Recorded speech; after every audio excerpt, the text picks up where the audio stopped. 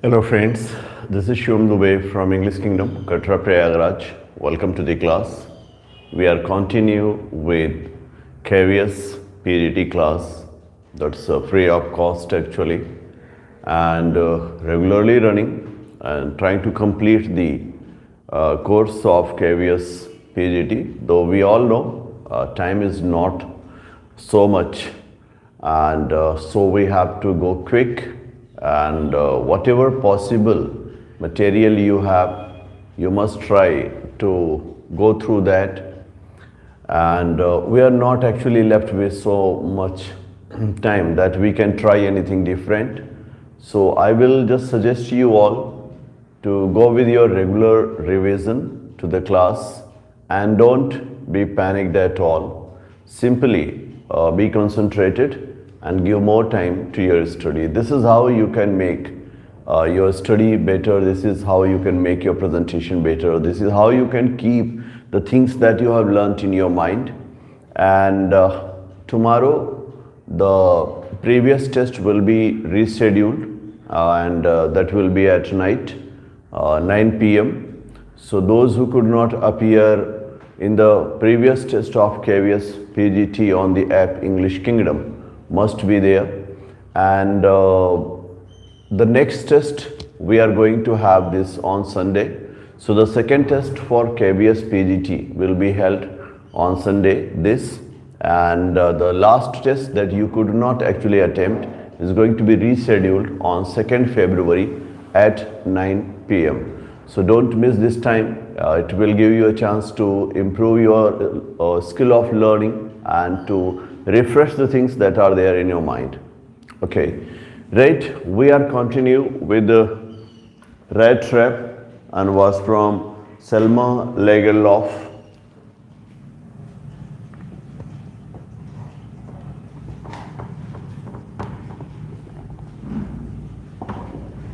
The Rattrap.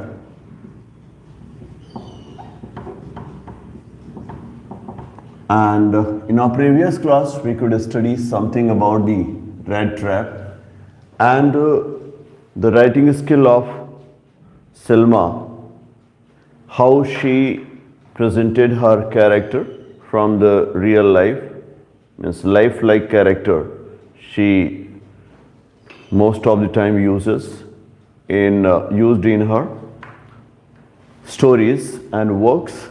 So today we have to be continue with the Rattrap to make the finishing day for the Rattrap, and from the next day and onward we will be continue with the poems. There are 4 poems actually in your syllabus. I think yeah, 5 poems exactly. So after completing those 5 poems, we will come back to the next parts that are left there and we'll complete that. Okay, before we move, we have to go through the question session, and here is the first question of the day. Who wrote the lesson Lost Spring? Who wrote the lesson Lost Spring? God bless you, every one of you. And my first question is here. Who wrote the lesson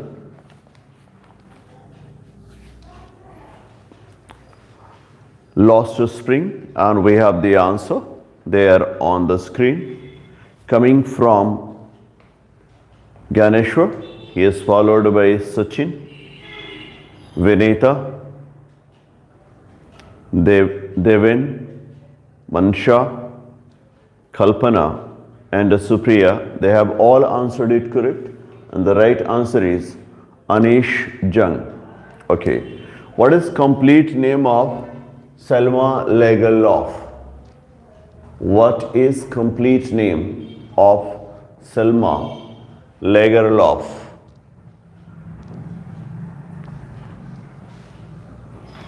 What is complete name of Selma Lagerlof?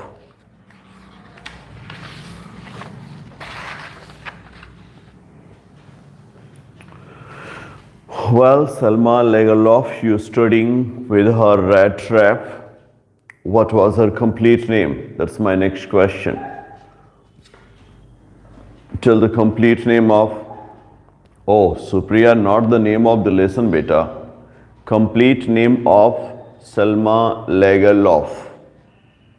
It is not the complete one. There are 4 words in her name.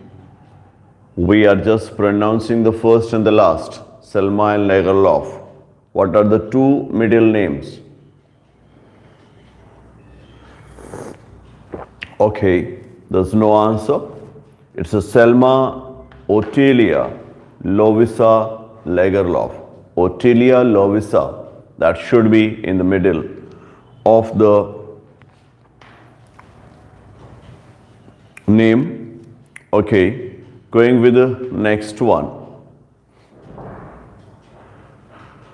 What's the name of the writer who wrote the work as a short story, Playground of England?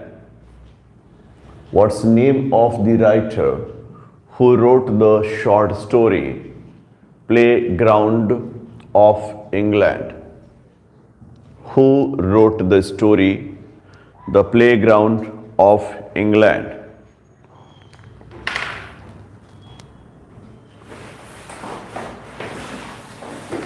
Playground of England, who wrote the story?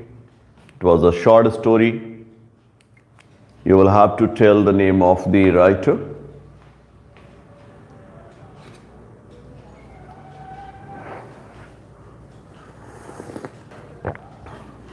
Okay, and we have again no answer. I repeat, who wrote the short story, Playground of England, that appeared in 1973 in a journal that was Planet. In a journal that was a Planet, who wrote it? Okay, and we have the answer from Sachin. He's answered it correct. Exactly, it's Kathleen Shirley Tolson. Exactly, Kathleen Shirley Tolson wrote this short story, The Playground of England, in 1973 and was published in a journal named Planet. Going with the next one. What are the 2 legendary literary persons with whom Selma Lagerlof was compared even with her first attempt, Jerusalem? What are the names of the 2 legendary literary figures with whom Selma Lagerlof was compared even with her first work, Jerusalem? The name of the 2 legendary literary persons. Okay, and we have the answers there on the screen. That starts with the reply of Ganeshwar. He is followed by Kalpana. Supriya, it's Sumaya, it is 2, not single one. And now it is Supriya, Mansha, Pradeep, Sarita, and Pooja. They have all answered it correct, and the right answer is Homer and Shakespeare. Okay, going with the next. When did Khushwant Singh receive the title of Padma Bhushan? When did Khushwant Singh receive the title of Padma Bhushan?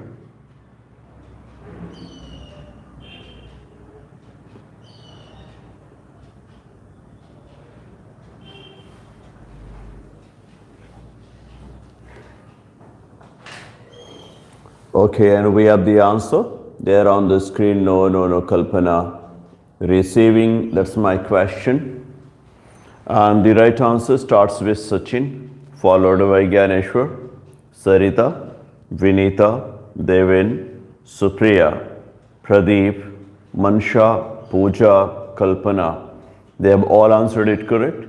And the right answer is 1974. Going with the next. Which work has the statement? I repeat, which work has the statement? It was because they were sorry to that they had not gone to school more. I repeat, which work has the statement? It was because they were sorry to that they had not gone to school more. I repeat, it was because they were sorry too that they had not gone to school more. Which story or which work has the statement? And we have the answer there on the screen. And that starts with Gyaneshwar. He is followed by Kalpana, Pooja, Supriya, Pradeep, Mansha. That's good one, Gyaneshwar. And Sarita. They have all answered it correct. And the statement is from the lesson, the last lesson. And that was written by Alphonse Dadat. Thank you, Supriya. And the right answer is here. How long did M. Hamel serve as a teacher in Alsace and Lorraine? How long did M. Hamel served as a teacher in Lorraine and Alsace? And we have the answers there on the screen. That starts with the reply of Sarita. She is followed by Sumaya. Okay, Devin, Supriya, Mansha, Pooja. They have all answered it correct. There are 40-year service that he gave to the schools of Lorraine and Alsace from the story, the last lesson. Okay. What is the meaning of the French phrase, vive la France? What is the meaning of the French phrase?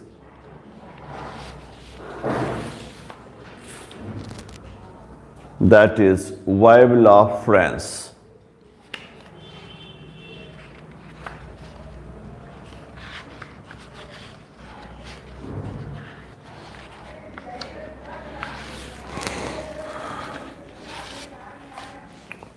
And we have the answers on the screen coming from Gyaneshwar, followed by Kalpana, Sarita, Sachin, Supriya, Mansha and Pradeep. They have all answered it correct. And the right answer is long live France from Pooja as well. So right answer is long live France.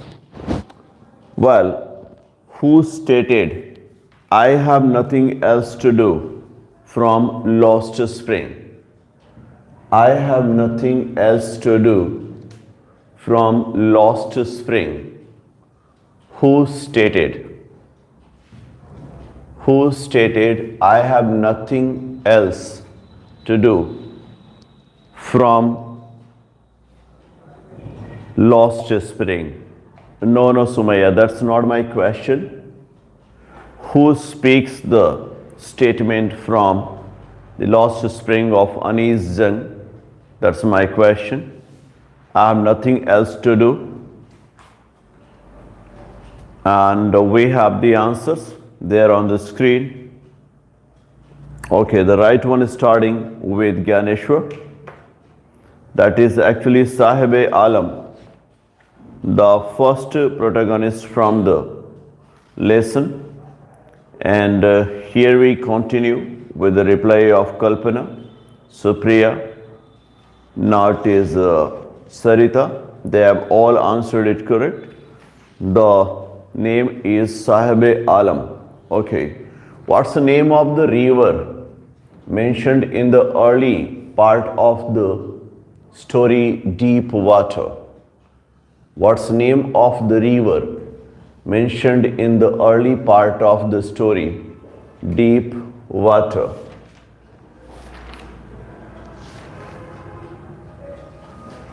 Name of the river mentioned in the early part of the lesson Deep Water. What's the name?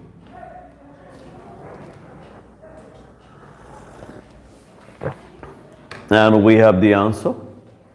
They are starting with Gyaneshwar, followed by Devin, Mansha, Supriya, Kalpana, Pradeep, Pooja. They have answered, though the spelling is wrong. Right is K-I, not C-I. So it is Yakima River mentioned in the opening of the story, Deep Water. Now I'll move with the next one. What's the amount that the Rattrap seller stole from the cottage of the crooner? What's the amount that the Rattrap seller stole from the cottage of the crofter he stayed from the story The Rat Trap? And we have the answer that goes with the reply of Supriya. She is followed by Devin, Sarita, Gyaneshwar, Sumaya, Pradeep, Kalpana, Mansha, Pooja. They have all answered it correct. And the right answer is 30 kroner. Okay. We'll go with the last question of the day. And that is, for which work did the old man goes in the early morning from the Rattrap cellar? For which work did the old man goes early morning from the Rattrap cellar? For which work did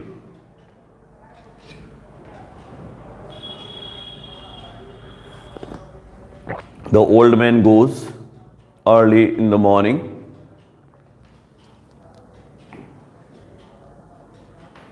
from the Rattrap cellar? And we have the answer. Okay, and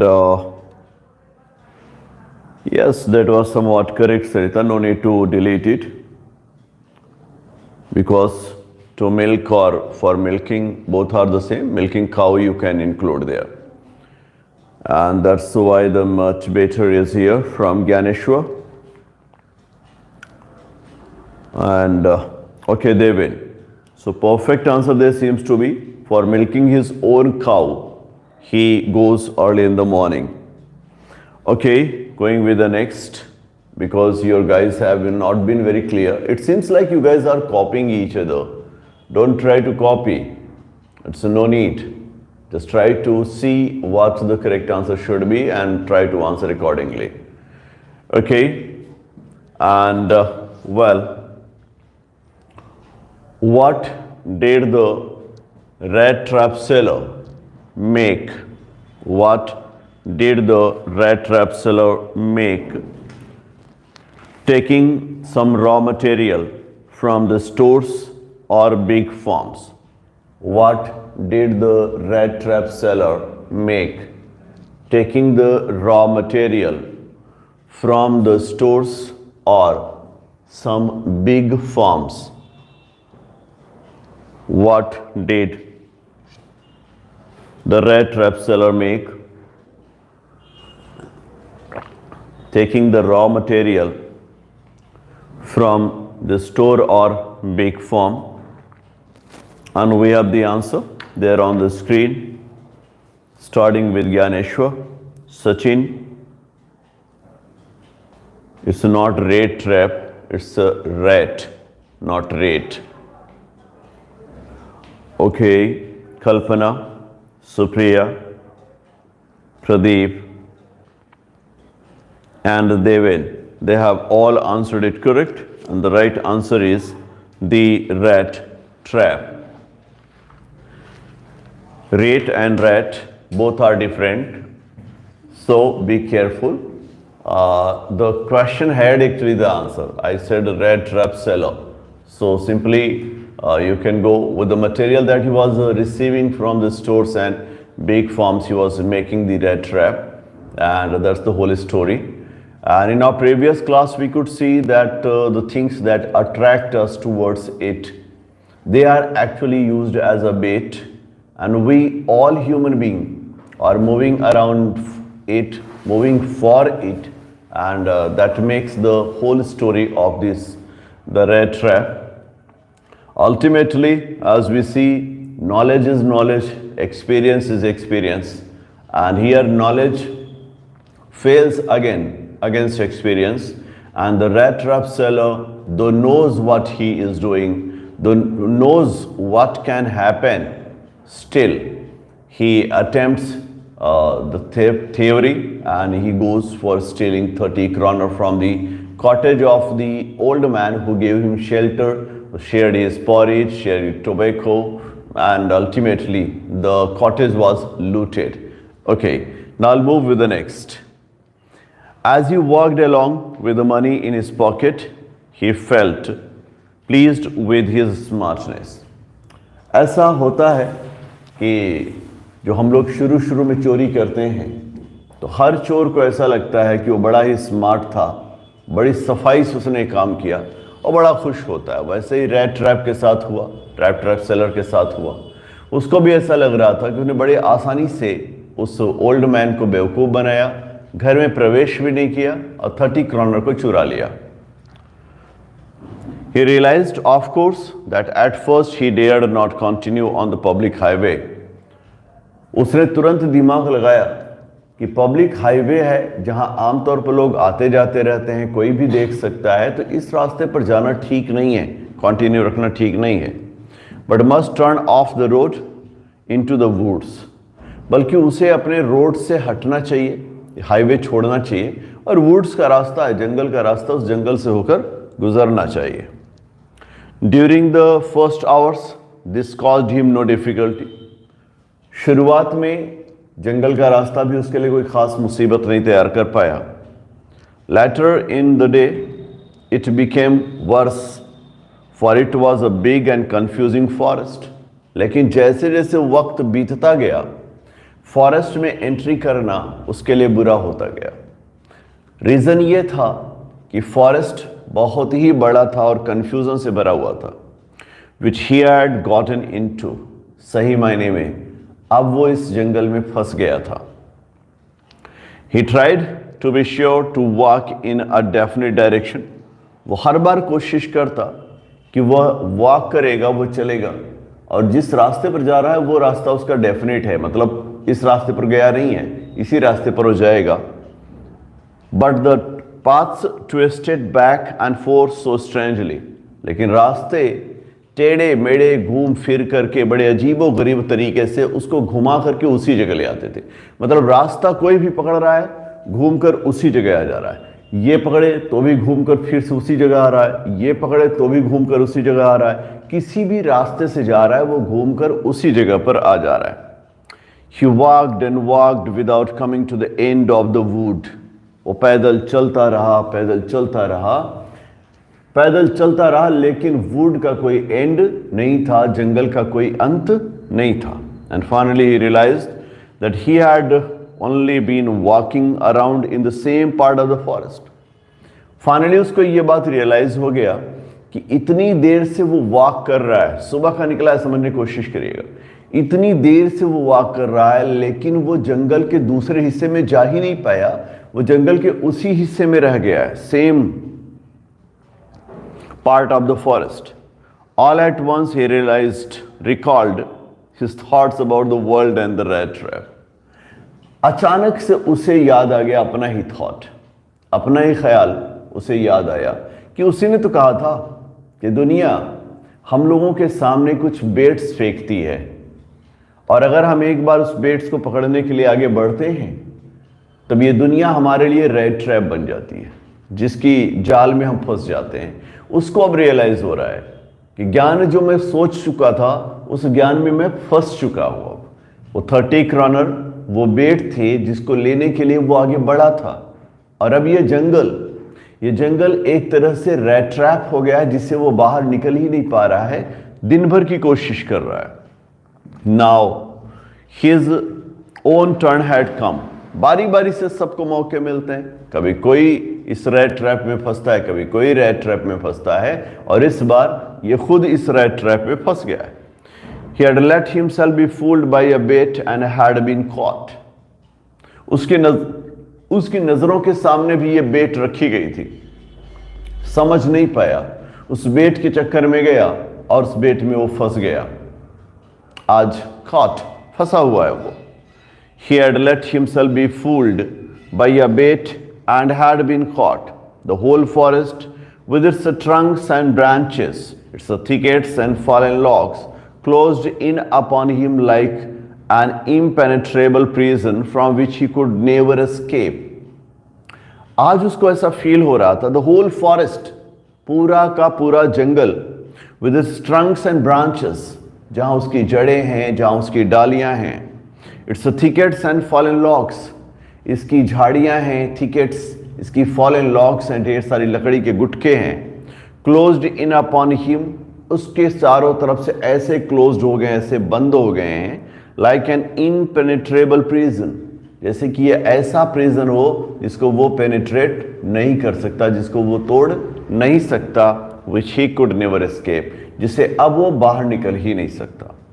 it was late December, ये कहानी actually दिसंबर की है, the story setting of time. Darkness was already descending over the forest. क्योंकि ये दिसंबर का season था तो natural है कि डार्कनेस बहुत जल्दी ही आ जाती है। टाइम सेटिंग को ध्यान में रखिएगा, दिसंबर एंड से लेट दिसंबर,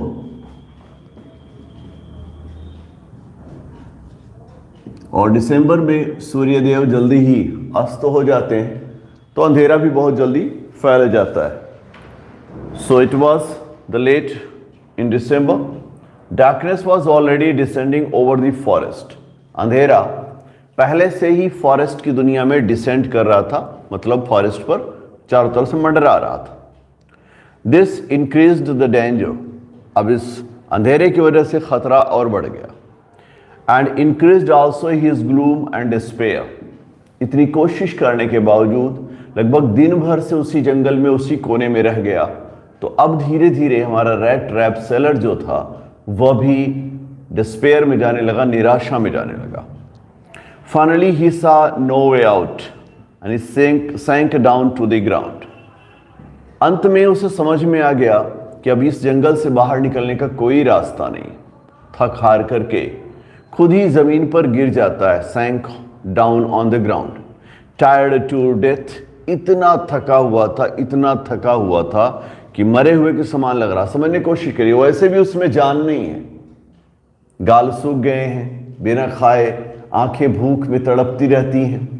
पैदल चलते चलते पूरे दिन उस जंगल में चल रहा है सिर्फ 30 क्रॉनर को बचाने के लिए। उस जंगल से बाहर नहीं निकल पाया है, रात का अंधेरा भी आ रहा है धीरे धीरे। उसको मालूम है कि जब दिन के रोशनी में मैं नहीं निकल पाया तो रात के अंधेरे में कहाँ निकल पाऊंगा। फिर से एक बात जो बताना है कि जब आपकी कोशिशें नाकाम होने लगें तो आपको शांत होना चाहिए, क्योंकि एक आवाज आपकी मदद तभी करती है जब आप शांत होते हैं। उस आवाज को आप तभी सुन सकते हैं जब आप शांत होते हैं। आपने डीप वाटर में भी यही बात देखी कि जब वो पानी में फंस गया, उसको समझ में आ गया कि अब कुछ नहीं कर सकता हूं, तो उसको मां की याद आने लगी। वो डूबता रहा लेकिन उसको ऐसा लगने लगा जैसे मां अपनी बाहों में उसको लेकर के सुलाने जा रही है। सारी कोशिशें किनारे कर दिया। ऑन हिज ब्लाइंडनेस में जॉन मिल्टन भी इसी तरह का फीलिंग लेते हैं। ईश्वर के खिलाफ शिकायत करते करते अचानक से उन्हें रियलाइज हो गया कि अपनी बड़बड़ाहट में, घबराहट में हमने तो ईश्वर को ही दोषी बना दिया। बट आप क्या कर सकते हैं? But patience to prevent. उन्होंने रियलाइज किया कि जो गलती हुई है और आगे गलतियां ना हो, इसलिए पेशेंस शो करना है, शांत होना है, धैर्य रखना है। सेम बात यहां पर होने वाली है, अननोविंगली होने वाली है, क्योंकि ईश्वर आपकी कब मदद करता है आपको, हमको रियलाइज भी नहीं होता है। यहां भी वही होने वाला। दिन भर कोशिश कर लिया, बाहर नहीं निकल पाया है। रात का वक्त हो गया है, थका इतना है कि जैसे मर सा गया है, डेथ के समान हो गया है, जमीन पर गिर गया है, thinking that his last moment had come. उसको यह रियलाइज हो गया है कि अब वो यहां से बाहर नहीं निकल पाएगा, जिंदगी का आखिरी वक्त उसके आ चुका है। But just as he laid his head on the ground, लेकिन जैसे ही थक हाकर वह अपने सर को जमीन पर रखता है, ही हर्ड अ साउंड। क्या खूबसूरत सी बात लिखी है, ही हर्ड अ साउंड। जैसे ही ग्राउंड पर सर को रखा, साउंड को सुना, कोशिश खत्म, एक आवाज सुनाई देती है, अ हार्ड रेगुलर थंपिंग। कहीं से बहुत जोर जोर के थंप थंप की आवाज आ रही थी, पीटने की आवाज आ रही थी। There was no doubt as to what that was. अब इसमें तो कोई संदेह नहीं था कि यह आवाज कौन सी थी। ही रेज्ड हिमसेल्फ, वो अपने आप को उठ खड़ा किया। There must be people nearby. ये आवाज आ रही, इसका मतलब आसपास कहीं न कहीं लोग हैं। ही समन्ड ऑल हिज स्ट्रेंथ। उसने अपने अंदर बची हुई जितनी ताकत थी, सारी ताकत समेटी। गॉट अप, उठ खड़ा हुआ। स्टैगर्ड, लड़खड़ाता हुआ, in the direction of the sound. जिधर से साउंड आ रहा था उस डायरेक्शन की ओर चल दिया। मतलब उसको लग गया था मैं हार गया, लेकिन फिर उसे अचानक से एक आवाज सुनाई देती है। उस आवाज से उसको रियलाइज हो जाता है कि भाई हारा नहीं हूं, जिधर से आवाज आ रही है उधर मुझे जाना होगा। फॉलो करते हैं साउंड को। दी रैम्स जो आयरन वर्क्स, वो आवाज आ रही थी रैम्स जो आयरन वर्क्स से।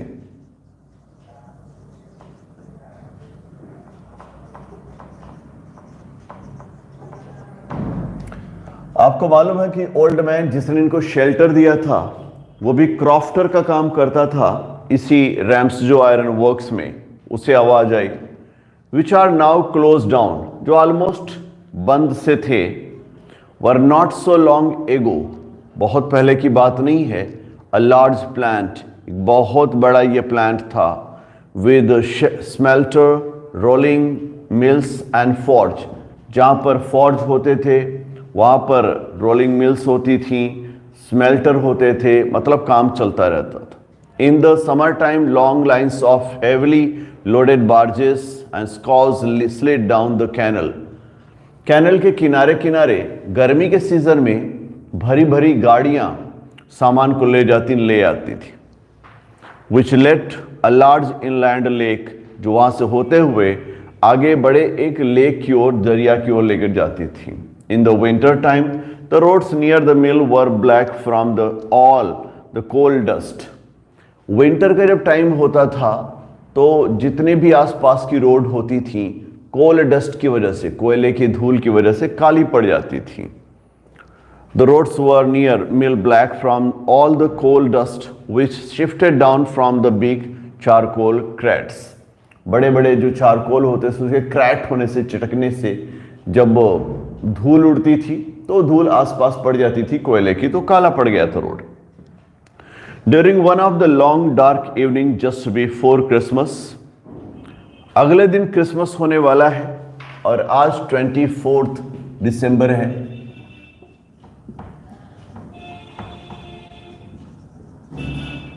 इस 24 दिसंबर की काली रात को the master Smith and his helper set in the dark forge. Master Smith जो वहां पर आयरन स्मिथ है वो, और उसके जो हेल्पर हैं वो सारे लोग उस डार्क फॉर्ज में बैठे हुए नियर द फर्नेस, अपनी फर्नेस के पास, आग की भट्टी के पास। Waiting for the pig iron, जहां पर बैठकर वो पिग आयरन कच्चे आयरन का इंतजार कर रहे हैं, which had been put in the fire, जिसको फायर में रख दिया गया था। To be ready to put on the anvil, जिसको उठाकर फिर एनुअल पर रखना था, हत्थे पर रखना था। Every now and then one of them got up to start the glowing mass with a long iron bar. उनमें से किसी न किसी को उठ करके जो आग में जलता हुआ, वो जैसे होता ना आग में कोयला डाल दो, उसी में आयरन डाल दो, तो आयरन धीरे धीरे जब लाल हो जाता, क्या खूबसूरत चमकता हुआ सा लगता है। तो उसको जब पलटना होता था या देखना होता था तो एक लंबी सी छड़ी लिए रहते थे वो, जो जले ना उसमें, और उससे जाकर कोई ना कोई उसको पलटता था, चेक करता था कि पक गया कि नहीं। Stair the glowing mass with a long iron bar, returning in a few moments, थोड़े टाइम में वापस आते थे। ड्रिपिंग विथ पर्स्पिरेशन, हांफते और पसीने से भीगे हुए। दो एज वॉज द कस्टम, ये बात तो सच है, वहां का एक कस्टम था। ही वोर nothing but a long shirt and a pair of wooden shoes, वहां पर आप कुछ ज्यादा कपड़े नहीं पहन सकते थे, लकड़ी के बने हुए आप शूज पहनते थे और साथ में एक लंबा सा कुर्ता पहनते थे। इसके अलावा आपको कुछ पहनने की इजाजत नहीं होती, क्योंकि इतनी गर्मी थी कि कुछ भी इन्फेक्शन हो सकता है, कपड़े जल सकते हैं, तो बचने के लिए। All the time there were many sounds to be heard in the forge, हर वक्त फॉर्ज में ढेर सारी आवाजें सुनाई देती थी। द बिग बेलोज ग्रोन्ड, बड़ी बड़ी जो बेलोज थी, आग की भट्टियां को हवा देने वाले, वो ग्रॉन करती गुर्राती। द बर्निंग कोल क्रैक, जलता हुआ कोयला क्रैक क्रैक की आवाज से चिटकता। The fire boy swallowed charcoal into the maw of the furnace, लड़का ढेर सारा कोयला ले आकर फर्नेस के मुंह में कोयले को डाल देता।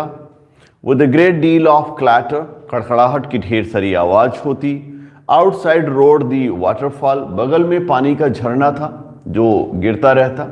Sharp north wind wave the rain, उत्तर की ओर से आने वाली हवाएं हल्की फुल्की बारिश ले आती। Against the brick tiled roof, brick से बनी हुई जो रूफ होती थी, उस रूफ पर कभी कभी तो पानी की बूंदें भी दिख जाती थी, मतलब इतना ठंडक था कि पानी की बूंदें भी नजर आ जाती थी।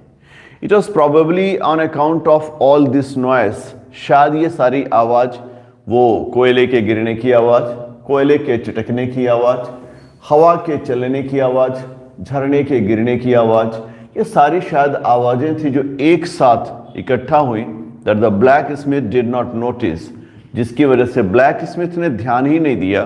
That a man had open the gate, कि किसी आदमी ने गेट को ओपन किया। एंड एंटर द फॉर्ज, और वहां के फॉर्ज में एंटर कर गया। Until he stood close up to the furnace, तब तक जब तक कि वो मैन जो रैट ट्रैप सेलर था वही था, वो आकर इतनी ठंडक लगी थी उसको कि फर्नेस के पास आके खड़े हो गया, आग की भट्टी के पास खड़ा हो गया।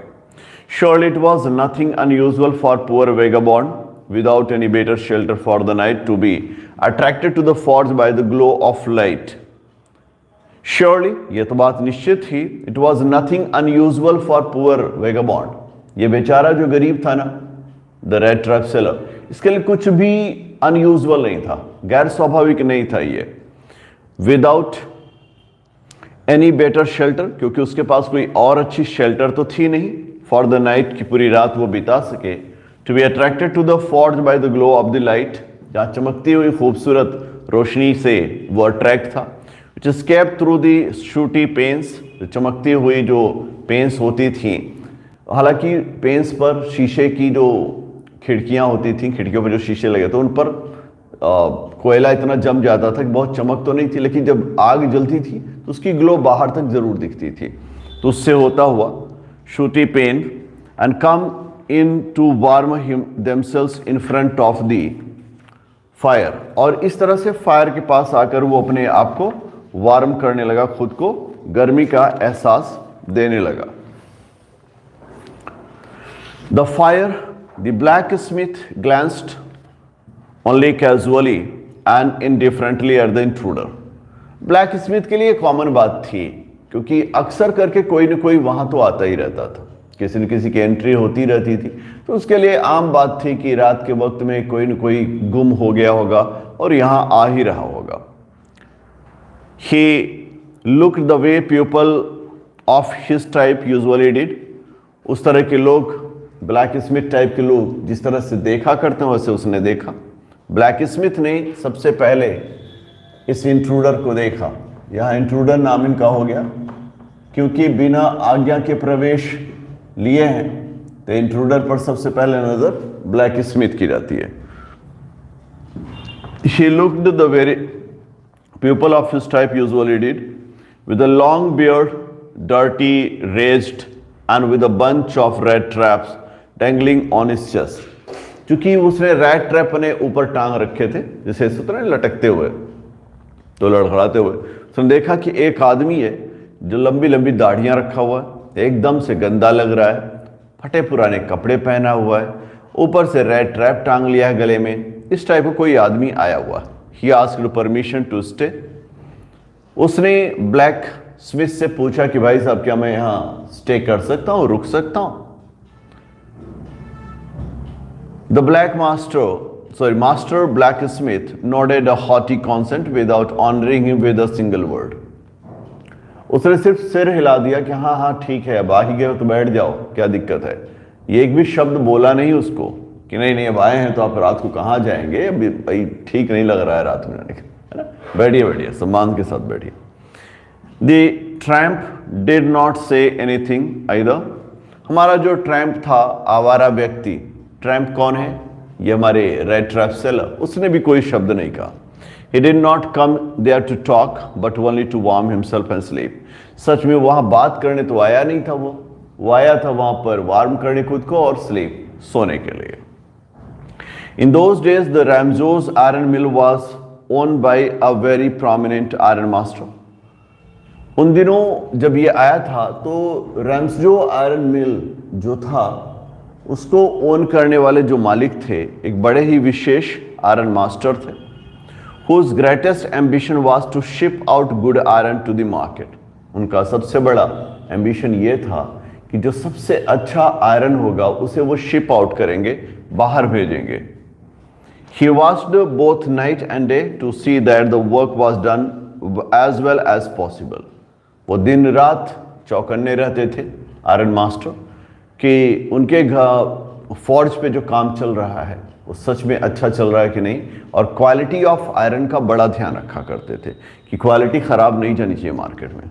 Both day and night watch करते थे। At this very moment he came in to the forge, और इसी वजह से अभी वो आ गए यहाँ पर on one of his Knightley rounds of inspection, ताकि वो रात के वक्त में यहाँ का इंस्पेक्शन कर सकें, जांच पड़ताल कर सकें। Naturally the first thing he saw was the tall ragamuffin. सबसे पहले तो उनकी जो नजर पड़ी इस आवारा अनजाने रेगामुफिन के ऊपर जो भटकता हुआ प्राणी था, who had eased his way so close to the furnace, जो सच में फर्नेस के पास इतना नजदीक बैठा था, that a steam rose from his wet rags. उसके भीगे हुए जो कपड़े थे ना उससे स्टीम निकल रही थी, भाप नहीं, क्योंकि ओस बहुत ज़्यादा थी और वो जंगल में खो गया था, दिन भर से परेशान था।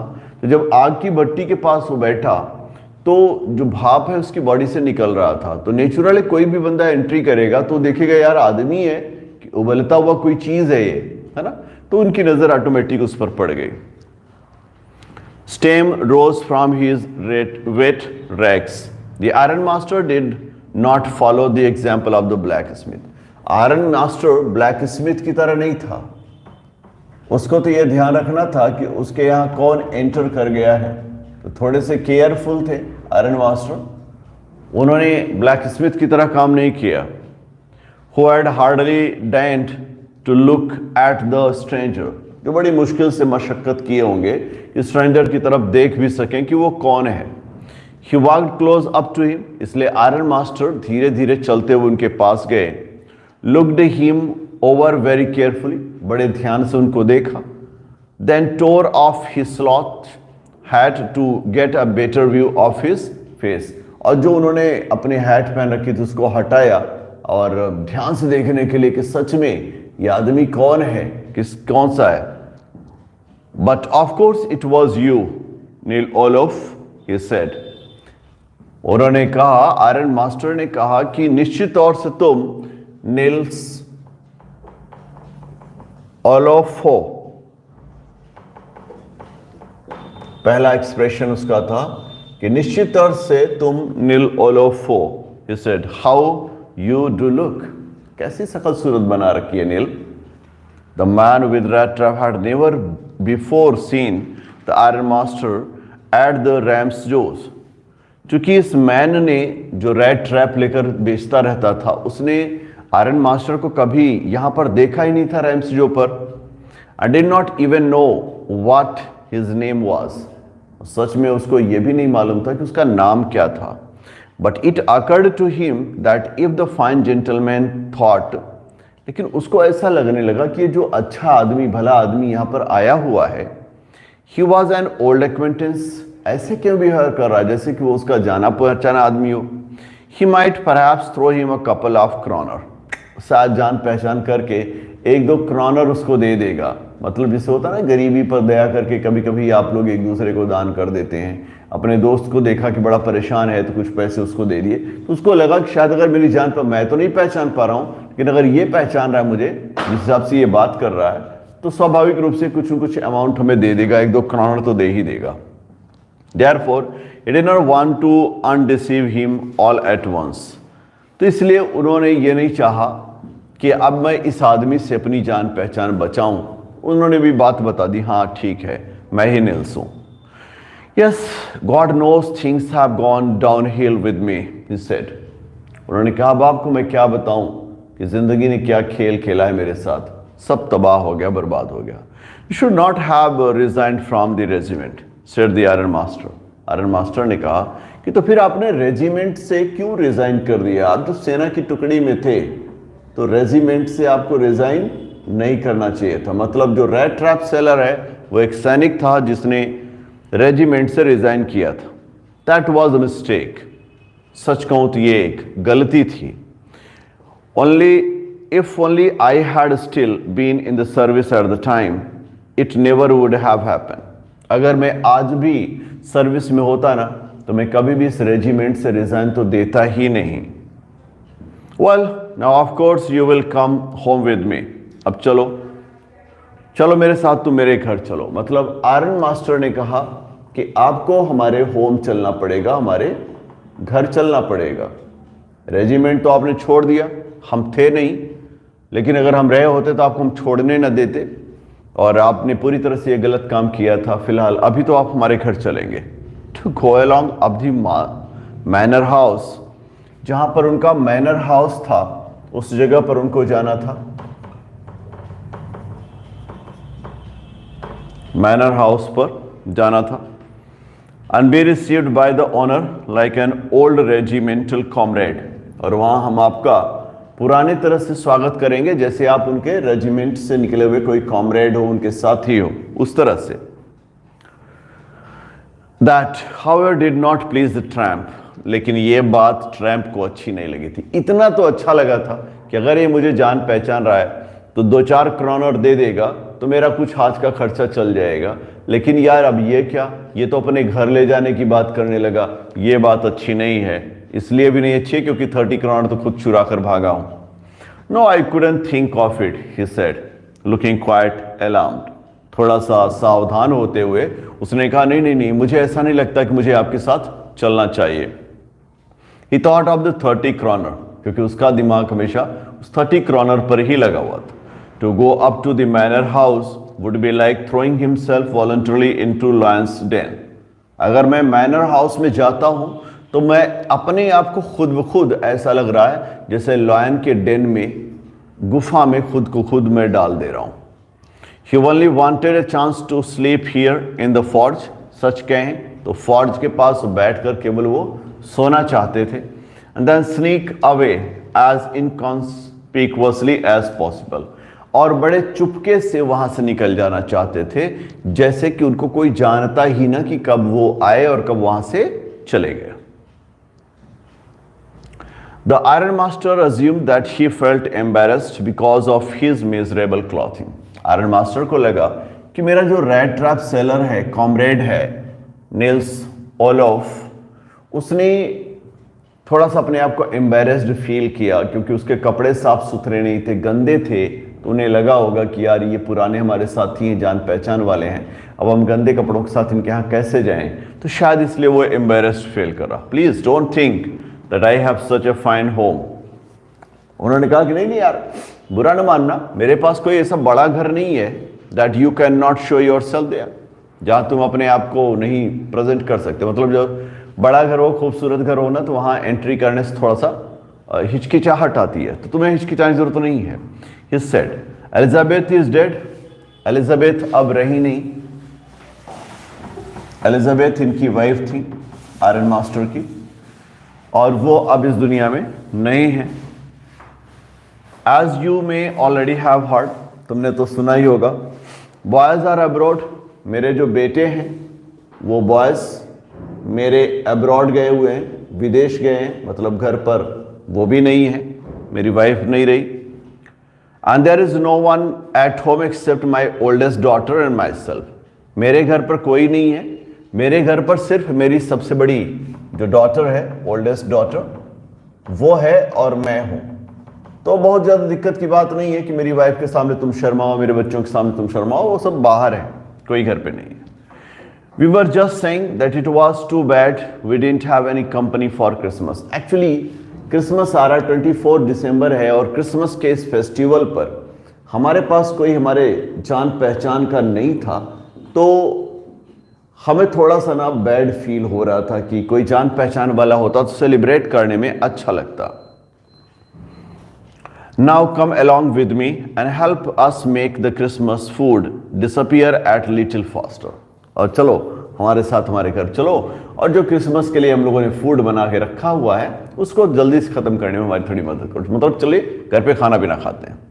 But the stranger said no, लेकिन स्ट्रेंजर ने कहा भाई तुम्हारे खाने के चक्कर में मैं तो फंस जाऊंगा, इसलिए नो नहीं, and no and again no, बार बार वो कहता रहा कि नहीं, मतलब नहीं जाएंगे आपके साथ। And the iron master saw that he must give in, finally उसने समझ लिया आयरन मास्टर ने कि ये बंदा जाने वाला है नहीं, तो चलो चलते हैं। It looks as though Captain von Stahle prefer to stay with you tonight. उन्होंने कहा कि लगता है कैप्टन वॉन स्टेल एक्चुअली एक कैप्टन थे और कैप्टन वॉन स्टेल इनका नाम था।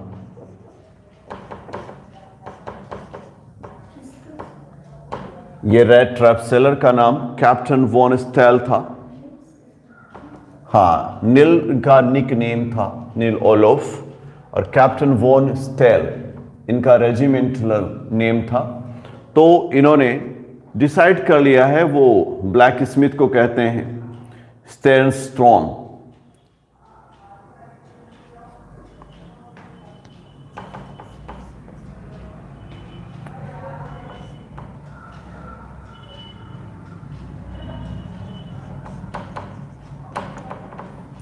जो ब्लैक स्मिथ था उसका नाम था स्टैन स्टॉर्म।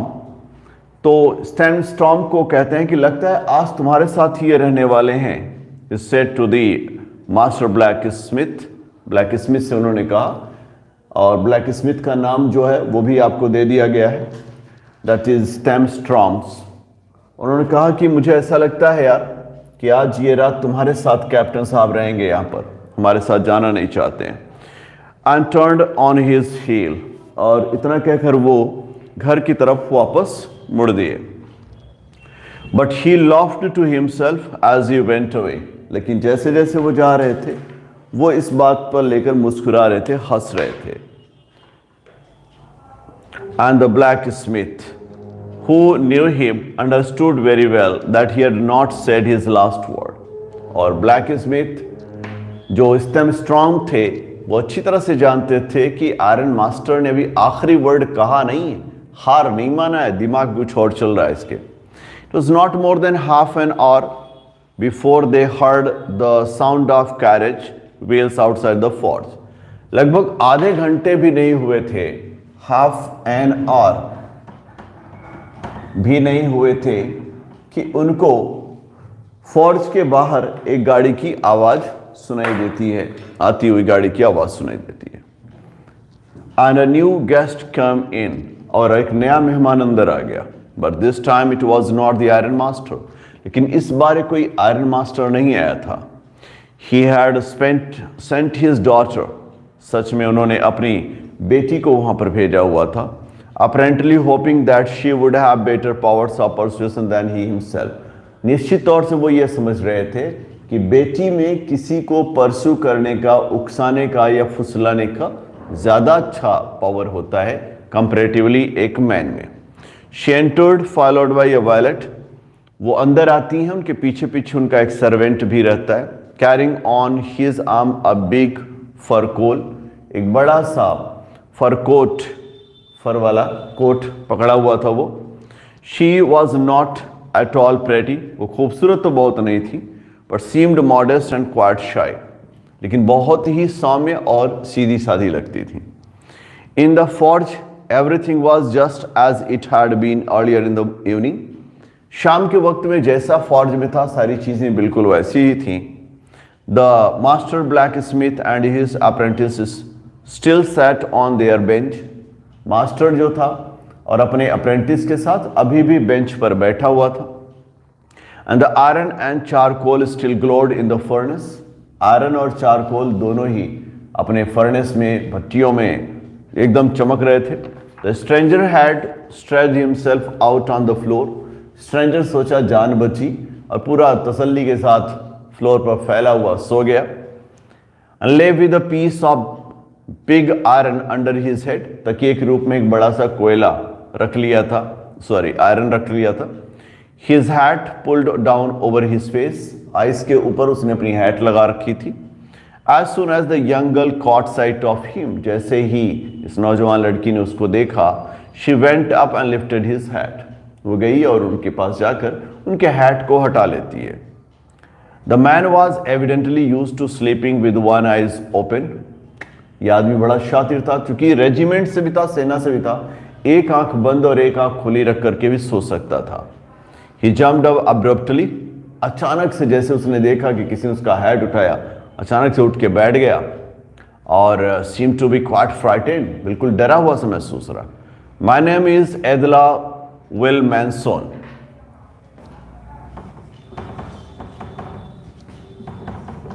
उसने अपना नाम बताया कि मेरा नाम एदला विल मैनसन है। Said the young girl, my father came home and said that you wanted to sleep here in the fort tonight. उसने कहा मेरे फादर कौन है? Iron master. उन्होंने कहा मेरे फादर आए थे और उन्होंने कहा कि आप रात यहीं गुजारना चाहते हैं फौज में। Then I asked permission to come, तो मैंने अपने फादर से परमिशन लिया यहाँ आने के लिए, and bring you home to us, और आपसे मैंने कहा कि आप मेरे साथ चलेंगे। I'm so sorry कैप्टन, हमें बड़ा अफसोस है captain von Stahl, that you are having such a hard time, कि आपकी जिंदगी में इतना बुरा वक्त चल रहा है। She looked at him compassionately, बड़े दया के भाव से उनको देख रही थी, विद हर हैवी आइज, जिनकी गहरी आंखें थीं। And then she notice that the man was afraid, फिर ध्यान दिया एदला ने कि जो मैन है कैप्टन थोड़ा सा अफ्रेड है, थोड़ा सा डरा हुआ है। इधर ही हैज स्टोलन समथिंग, उससे ये लग रहा था या तो इन्होंने कुछ चुराया हुआ है, और something or else he has escaped from jail, या फिर तो ये जेल से भागे हुए हैं इसीलिए इतने डरे हुए हैं। शी थॉट, वो अपने मन में सोच रही थी। एडेड क्विकली, आगे बात को कहा, you may be sure captain, एक बात आपको हम तसल्ली दिलाते हैं captain, that you will be allowed to leave us just as freely as you come. देखिए आप हमारे घर में चल रहे हैं, जैसे आप चल रहे हैं आप वैसे ही बाहर भी जा सकते हैं, मतलब कोई वहां आपको रोकेगा नहीं। Only please stay with us over Christmas Eve. हम तो सिर्फ इतना कह रहे हैं कि आज क्रिसमस ईव है और क्रिसमस ईव पर आप कम से कम हमारे पास रुक जाइए, ठहर जाइए, बस इतना करिए, इससे ज्यादा कुछ नहीं है। She said this in such a friendly manner. एदला ने कुछ इस तरह से दोस्ती के अंदाज में ये बात कही, that the Rattrap peddler must have felt confidence in her, कि Rattrap peddler को ऐसा लगा कि एदला ने सच में सही बात कही है, कुछ भी उसमें गलत नहीं है, पूरे विश्वास के साथ उसने उसको मान लिया। It would never have occurred to me that you would bother with me yourself. और मुझे तो ऐसा लगता है मिस कि आप मेरे लिए क्यों परेशान हो रही, मतलब ठीक है मैं तो ऐसे राहगीर हूं ही और ऐसे पढ़ा ही रहता हूं और आप क्यों परेशान हो रही हैं इदला. He said, I will come at once. चलिए मैं आता हूं ना आपके साथ. Accepted the fur coat. उन्होंने वो फर वाला कोट जो वो लेकर आया था वैलेट उसको पसंद किया, पहन लिया. With the valet handed him with a deep bow. झुकते हुए वैलेट ने उसको दिया. Threw it over his racks. उन्होंने अपने फटे पुराने कपड़े के ऊपर से इसको डाल लिया. And followed the young lady out the carriage. और यंग लेडी के साथ साथ कैरेज गाड़ी के पास पहुंच गया. Without granting the astonished blacksmith so much as a glance. Black Smith बेचारा जो था स्टेमस्ट्रॉम वो तो पूरी तरह से भौचक्का ही रह गए. भाई ये क्या हुआ, पहले मालिक आए फिर मालिक की बेटी आई, ये कौन आदमी है जिसको ले जाने के लिए लोग आए हुए. इसके पहले कुछ समझ पाता कुछ भी हो पाता, ये दोनों गायब हो लिए. But while he was riding up to the manor home he had evil forebodings. ये बात तो सच है कि वो मैनर होम के लिए जा तो रहा था लेकिन फिर भी कुछ न कुछ बुरे ख्यालात उसके दिमाग में तो चल ही रहे थे. Why the devil did I take that fellow's money. मैंने क्यों उस आदमी के पैसे को चुराया भाई. He thought now I am sitting in the trap and will never get out of it. मैं सच में ट्रैप में फंस गया हूँ, जाल में फंस गया हूँ और कभी भी मैं इस जाल से बाहर नहीं निकल पाऊंगा. मैंने क्यों चुरा लिया इसको. The next day was Christmas Eve. अगला दिन जो था वो क्रिसमस ईव का दिन था. When the iron master came into the dining room, जब आयरन मास्टर डाइनिंग रूम में आता है for the breakfast के लिए, he probably thought with satisfaction of his old regimental comrade. पुराना जो regimental comrade उनको मिला हुआ था उसको सोच करके थोड़े से वो satisfaction में थे कि चलो कोई न कोई साथी मिल गया. Whom he had run across so unexpectedly, जिनसे उनकी मुलाकात बिल्कुल ही expectation से परे थी. First of all, we must see to it that he gets a little flesh on his bones, he said to his daughter. उन्होंने अपनी बेटी से कहा, बेटी थोड़ा यार इसको खिलाओ पिलाओ, इसकी हड्डियों पर थोड़ी सी फ्लैश आ जाए, एकदम सूख गया है, एकदम से मांस रही नहीं गई. Who was busy at the table. बेटी टेबल को बना रही थी, मतलब खाने वगैरह लगा रही थी. And then we must see that he gets something else to do than to run around the country selling Rattrap. और फिर हम लोग देखते हैं कि कुछ उसके लिए अच्छा करते हैं. ये दिन भर इधर उधर घूमता रहता है और रैट ट्रैप सेल करता रहता है. ये अच्छा काम नहीं है, तो हम लोग उसके लिए कुछ अच्छा काम तलाशते हैं और उसको अच्छा काम करने के लिए कहेंगे तो बढ़िया रहेगा, उसके करियर के लिए अच्छा रहेगा. और ये अच्छा नहीं है कोई सेना का आदमी हो और रैट ट्रैप सेल कर रहा हो. मतलब एक सिचुएशन होती है, देखिए यही जिंदगी कहा जाता है, इसी को लाइफ कहा जाता है. लाइफ का कौन सा मोड कब आपके अगेंस्ट चला जाता है और कब आपके फेवर में आ जाता है, हम में से किसी को कभी मालूम ही नहीं हो पाता. जो कभी रेजिमेंट में हुआ करता था, सेना में हुआ था, और सेना में सिर्फ सेना में नहीं था, कैप्टन था, he was captain von Stahl. आज वो गली गली में रैट ट्रैप को सेलिंग कर रहा है, खाने के लिए तरस रहा है, आंखों से भूख नजर आ रही है, शरीर के किसी अंग पर भी मांस का एक पीस नहीं दिख रहा है, और अनजाने में अपनी चोरी के भाव की वजह से, वो जरूरत की भाव की वजह से इतना टेम्प्टेड हो जाता है कि वो आदमी जो कभी कैप्टन होता था उसने चोरी कर ली. चोरी हो गई है, गलती हो गई है, अब इस गलती से छुटकारा कैसे पाना है इसकी ही जद्दोजहद में वो लगा हुआ है. कार में बैठ भी गया एदला के साथ, इसके बावजूद उसके लग रहा था कि मैंने क्या बेवकूफ़ी कर दिया, क्यों चुरा लिया 30 क्रॉनर को. लेकिन दूसरी ओर आयरन मास्टर है, उसका ख्याल है कि हम अपने दोस्त की मदद करेंगे, इससे कोई और काम करवाते हैं. ये रैट ट्रैप की सेलिंग का काम अच्छा नहीं है, थोड़ा बहुत खाना खाए, ठीक हो जाए, फिर से दूसरा काम करवाएंगे. तो आज के लिए इतना ही. Will continue with the next of this lesson. That's all from me. Thanks a lot for watching. Keep watching, keep learning, and keep working hard. Thank you very much.